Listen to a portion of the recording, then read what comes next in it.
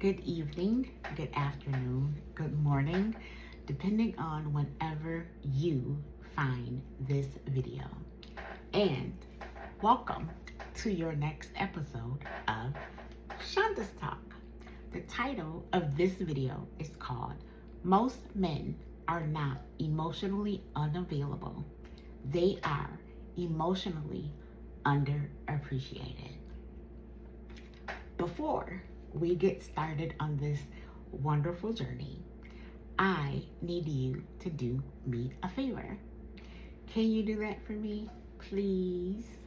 I need you to listen to me with your ears, not your triggers, your trauma, your damage, your brokenness, or your bitterness. Can you do that for me? If you can, go ahead, grab your seat, grab your drink, grab your snack, and let's embark on this journey together. In my last video titled, If the King Falls, you not only lose him, you lose everything he was called to build, I asked a question. The question was, who is protecting the man? So today, we're going to take that question just a little bit further and go down this journey. Have you ever wondered why society considers our men to be emotionally unavailable? What if I told you it's not that they are emotionally unavailable? It is because nobody has protected them long enough for them to remain open emotionally. What if I told you that it's not that the emotions are not there? They are there, they're present, and men actually recognize the emotions. But because they are emotionally underappreciated, they don't express them. Because you know what eventually happens when that man gets to that point of feeling emotionally underappreciated? He will stop expressing his emotions in places he does not feel valued for who he is, but what he provides. So I'm going to ask you a question. When was the last time you appreciated the man in your life for who he is and for not what he provides? And to be honest, I think that is a part of the conversation we keep avoiding. Because see, a lot of men are taught how to provide, but they're not taught how to process. And I'm going to be so honest and so transparent with you. That conditioning started really early. And let me tell you how. We have our brothers, our nephews, our cousins, the little boy next door, the little boy down the street. He's outside, he's riding his bike, he falls. He scrapes his knee, it bleeds, he starts to cry. What typically do we tell him? We tell him to man up, toughen up, stop crying, and to be strong. While we are thinking we're teaching him how to be tough and how to fight through the pain, what we're actually teaching him is that their emotional expression is weakness. So before this boy even becomes a man, he's already learned that the expression of vulnerability is unsafe. He's learned to suppress before he's learned to process. We teach our young boys that emotions make them weak, so they grow into a man who can and will struggle with feeling emotionally safe enough to express emotions at all. What we're teaching them, this young boy that will eventually turn into a man, is that he's learned to attach his value to performance, because all he's heard was be strong, handle it, figure it out, fix it, lead, provide, and protect. So he will start to stop asking himself, how did this make me feel? And he will start asking himself, what do I need to fix it? What do I need to get this done? And in the year of 2026, I pray to God this battle ends by the end of this video. The battle between masculinity and femininity. Because what's happening is our men, if they do want to express emotions, women are telling them, oh, be strong, don't be a simp, figure it out, handle it, don't break, don't show weakness. So how is a man supposed to feel emotionally safe enough to open up when the absolute moment he struggles, society expects him to carry everything without collapsing, because that's what men are supposed to do? How is he supposed to do that? And women, I don't think we are knowingly doing this, repeating this conditioning and hurting men in the first place. And again, correct me if I'm wrong, I really don't think it's intentional, but I think what's happening, it's happening because of our unrealistic expectations. And Shonda, what do you mean by that? What I mean is you want softness from a man while rejecting his vulnerability. That is crazy work. That is absolutely crazy. You want honesty from a man, but you become uncomfortable the moment he expresses pain, frustration, he's unhappy, he's hurt, he's overwhelmed. You become uncomfortable. Why? Because you expect him to be a man. Or we're calling him a simp. Wanting a man to lead, provide, and protect, and to stay strong while you take no accountability whatsoever or the initiative to protect and respect the emotional safety he needs. We are telling our men that their emotions only matter when they're convenient for us or for someone else. So let's give some examples of men that we've heard throughout our life. And let's just imagine now how this would look. Let's take my man Abraham. Abraham was chosen by God. He was a leader. He was a provider. He was a man carrying a promise bigger than himself. So imagine with me the emotional weight he carried, waiting year after year for the promise of a child. That came with disappointment, that came with uncertainty, that came with silent pressure. But through all of that pain, through all of that uncertainty, Abraham still had to lead, provide, and move forward. So you know what that means? And this is why I absolutely love Sarah. Sarah is one of my favorite women in the Bible. That means Sarah could not become another place of pressure for Abraham.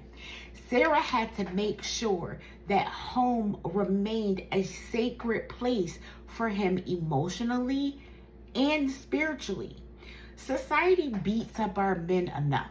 A man should be able to come home and exhale freely. So I'm going to ask you a question.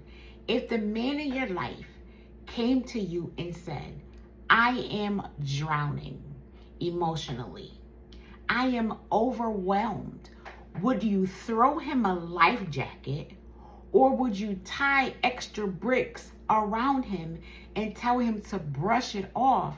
Because men are taught they're supposed to provide and not feel. David, my man David. David was a warrior. He was a king. He was a protector. He was a man powerful enough to lead nations. And he was honest enough to cry out emotionally. See, David understood something back then that we are still struggling to understand today. That strength and emotional expression can reside and exist in the same man. So a question for you. What characteristics does a man have to display in order for him to be honored, admired, and respected? Does he only deserve grace when it benefits you or when he appears strong? Moses. Moses was a man, I call him the man of carrying, because Moses was carrying leadership, expectations, responsibility. Moses even had people pulling from him emotionally, like, Moses, we lost. What is we supposed to do? There was even moments throughout the Bible where Moses became overwhelmed by the pressure he carried. So, question: what does pouring back into your man actually look like? Because cooking, cleaning, and intimacy, while those are all great additions, and I know plenty of men that love those, that is actually not emotional and spiritually pouring. A man can come into your life mentally exhausted, emotionally overwhelmed, spiritually tired. Can that man who comes into your life like that, can he still feel safe, loved unconditionally, and respected in your presence if he comes to you like that? Last but not least, my man Joseph. Joseph was betrayed by his brothers. He was abandoned. He was falsely accused, and Joseph was isolated. And despite all that pain he experienced, he still had to function. He still had to lead wisely, carry responsibility. And if you think about it, a lot of our men today are just like Joseph. They are functioning while emotionally hurting. They smile while mentally exhausted. They provide while being depleted. So, do you know the difference between a man performing and pretending versus a man actually living in his truth? A lot of men have learned how to survive so well that nobody ever stops to notice he stopped living emotionally a long time ago. And you know what? Now that I think about it, I think that is actually the real issue. It's not that men don't have emotions. It's that many men have never learned emotional safety and what that looks like and what that feels like. So instead of processing, they suppress. Instead of expressing, they perform. Instead of being seen, they just keep functioning. Eventually, a man will get tired of being loved for what he can provide. In that moment, that man asks himself, if I stop performing for everybody, would anybody still see me? That is the moment that man has actually decided to choose himself.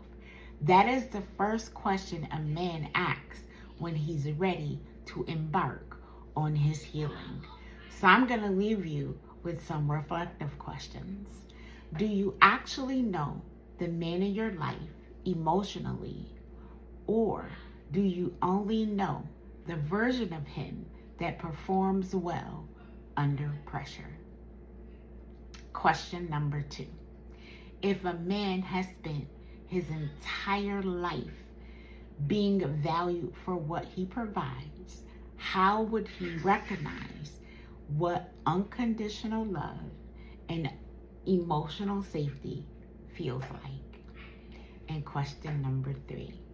How many men are silently grieving because we applaud them for their strength while completely ignoring and overlooking their emotional exhaustion and their underappreciation? Maybe that is why so many men are emotionally exhausted today. It's not because they do not love. I believe men actually love harder than women. It's that they don't think we care. Along the way, we've learned that being needed was safer than being emotionally seen. A man can survive being needed for years, but eventually his soul will start starving when he has never been appreciated for who he is. So men, today, I want to honor you and tell you I appreciate you for who you are. I appreciate you for the man that is striving every day to be better. I appreciate you for your comfort, your love, and for just being a man. So, stand tall, adjust your crown, and walk like the king you are. Thank you for watching, and have an amazing day.